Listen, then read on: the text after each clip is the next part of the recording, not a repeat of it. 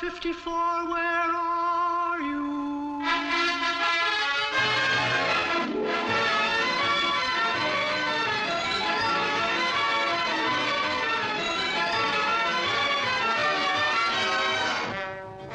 Tonight's program brought to you by Camay. For the soft skin look, use Camay. And by Prel Concentrate, the shampoo in the handy unbreakable tube. I'm sick and tired of the situation, and I'm going to do something about it. Now, the percentage of patrolmen in this precinct who rise to the rank of detective is the lowest in the department. Now, you men have shown enough ability in other areas to make the grade. Lieutenant, tell them about my plan. All right, the captain's plan is this. Now, here's all the material we have on an unsolved case. Now, the captain thinks that by studying the facts at home and making a report on it, we may get a line on which one of you has a potential for detective work. They also help us on some of the unsolved cases in this precinct. Francis, I'm really surprised at you. Not a word about what we're doing. I can't understand. You were right there next to me, and you didn't see that guy go for his gun? I was watching the other fella. You gotta keep your eyes open, Francis. I knew that guy was gonna pull something. Yeah, you sure guessed right. Well, of course, I got the advantage over you. I saw the program before. It was a rerun. I saw it last year when it was called Badge 792. You gotta keep that in mind, Francis. Anytime you hear a guy with a mustache say, oh, yeah, chances are he's gonna go for a gun. I'll keep it in mind. That's a good idea. Go on, Lieutenant. All right, in there are all the facts on the Kaufman department store burglaries. Excuse me, did you say Kaufman Department Store? Please, Tilly, we're busy. But that's in our sector, isn't it, Francis? Yeah, that's the store that's been having those mysterious burglaries, isn't it, Captain? Yeah, the last time it was robbed, Muldoon and I had one of the rear doors under surveillance for the whole night. Make a note of that, men. That may be the solution. Is that what this meeting is all about? Well, the subject sort of came up. Please, Captain, can we work on it, too? Well, I didn't want to put so much brain power on one case. Why not, Captain? After all, they know the area. You know Francis and I are always studying detective work. I know. Why, last week I solved Perry Mason by the third commercial. The captain doesn't want us. Oh, please, Captain. How about it? I don't see what harm it could do. You don't? All right, let him do it. This won't be the first plan I've had that died before it got started. All right. Everything we know about the Kaufman department store burglaries is in there. I'll go home and study it tonight. Try and figure out how it's being done. And write out a detailed report on what you come up with. Now, are there any questions? Yeah? Does neatness count?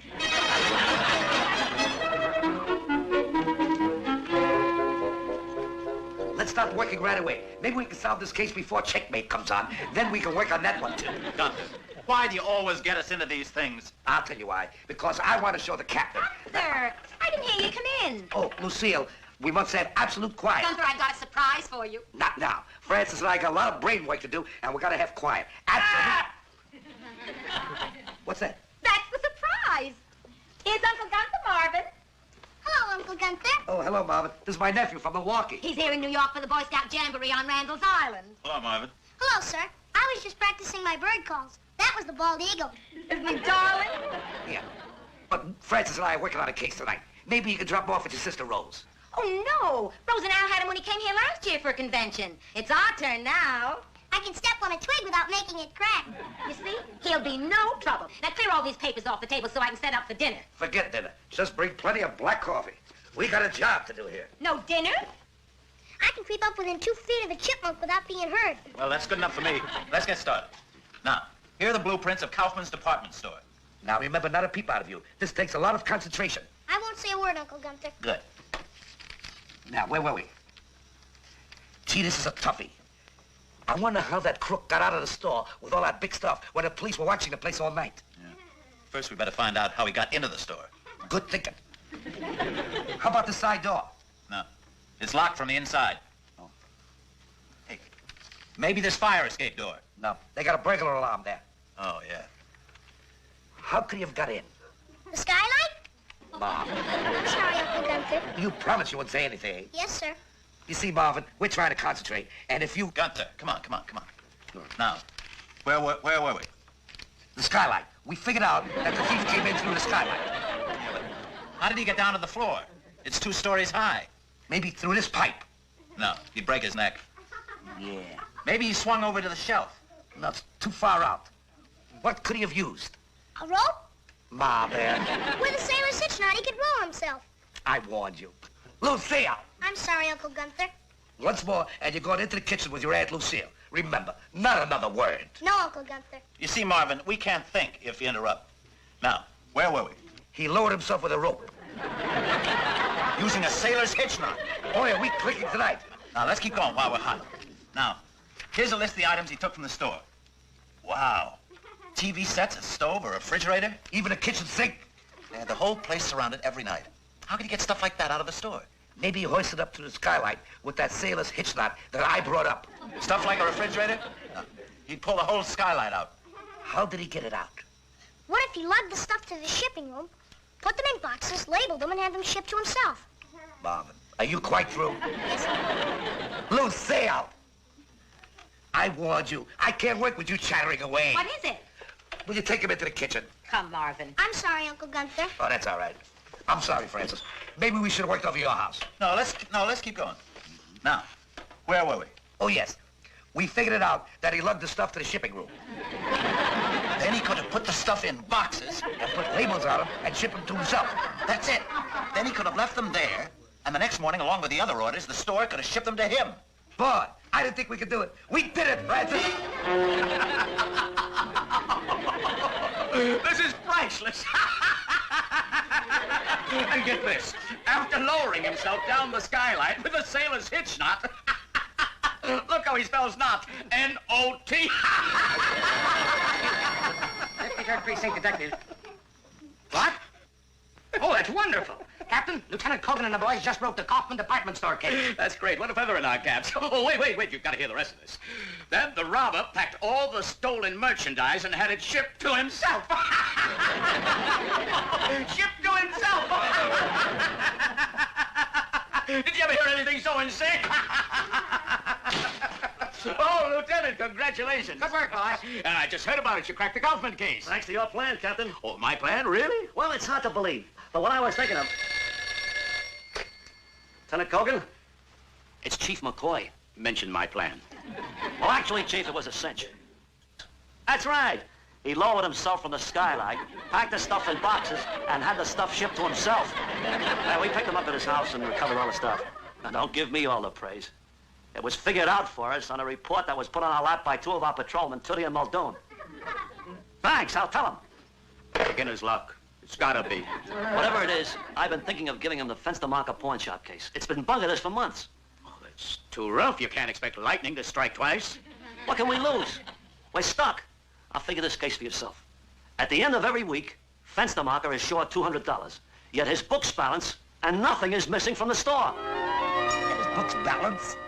According to the weekly inventory, nothing's been taken from the pawn shop. Well, this is a brain buster. Who could have done it? The clerk. Marvin. What if the clerk took a fur coat and threw it out the window? Marvin. Then he had a friend of his pick it up, take it back into the pawn shop, and sell it to Fenstermacher. Lucille. I'm sorry, Uncle Gunther. So am I. But we can't just keep working. What is it? We can't work with the kid around. Come, Marvin. Help Aunt Lucille make cookies. I was just trying to help. Some help. I can't even remember what case we're on. The Fenstermacher case. Now I remember. We figured it out that the clerk threw a fur coat out the window. That's right. Fenstermacher's clerk just confessed. He kept throwing out that same coat to different friends, and they kept coming back and getting paid from Fenstermacher. No, don't give me any credit if you write this in the newspapers. Give it to Tootie and Muldoon. They're the two guys that cracked the case. That's right, the same two guys that solved the Kaufman department store case. Thanks. Mention my plan. Oh, it was Captain Block's Hello? Hello? They hung up. Two unsolved cases in a row. I don't understand it. I don't understand. Oh, Chief McCoy. Congratulations, Cogan. Some brilliant work has been coming out of here. And the 53rd Precinct, of all places. But, Chief, I told you what the work of... I know. Two of your patrolmen, Tootie and Muldoon. Well, let me tell you something. They have just come through with some of the most fantastic detective work I have ever seen. I don't understand. Oh, this is Captain Block. Oh, how do you do? How do you do, Chief? I'm glad we could be of help to you downtown. You know, I had a little something to do with the case, you know. Oh, yes, it was Captain Block's plan to have the men study the unsolved crimes. That's nice. Thank you. Oh, excuse me. Captain Block, we nabbed Mr. Eisenberg. Never mind. Who's Eisenberg? Who's Eisenberg? He's the worst jaywalker in the Bronx. Forget it. You two just picked up a jaywalker? Well, we can't take all the credit, sir. It was Captain Block who gave us the assignment. I understand. And, Block, if you had Sherlock Holmes in your command, I suppose you'd have him out checking parking meters, huh? Chief, I don't... Captain Block, we've got a really big case downtown, one that has us completely stymied. Those Midtown loft robberies. We'd like Judy and Muldoon to go to work on it for us. Ooh. They seem pretty anxious, all right. Of course, if it's all right with you, Captain. Oh, sure. After all, you have no further use for them, have you? They got you, Mr. Eisenberg. Come on, Cogan. Let's go downtown and pick up all the facts for them so they can start studying it tonight. Oh, boy, the Midtown loft robberies. What a break. We owe it all to you, Captain. You do? If you hadn't given us that assignment where we nabbed Mr. Eisenberg, nobody would have ever heard of us. I see. It was a real plum, Captain. Tootie. Yes, Captain. Tootie, the next time you see Mr. Eisenberg, run him over. Oh, boy, the Midtown loft robberies. If we can solve that case. Are you kidding? We could solve anything. All we need is a little peace of quiet. And we're going to get it tonight. You mean Marvin? That's right. Tonight, he's going to be with Al and Rose.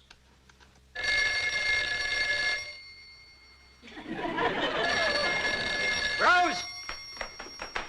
I'm sorry, Al. I haven't taken the oven. Hello. Oh, hello, Gunther. Rose. I'm sorry, Alice Reed and I have to talk soft. Look, Rose, I know it's our turn to keep Marvin, but you and Al will have to take care of him tonight. I'll have Lucille bring him over to your house. I'm sure Al won't mind. Al, mind. Oh, that's one thing about Al. No matter how big a man he is, no matter how busy he is, there's nothing he... That's all, Rose.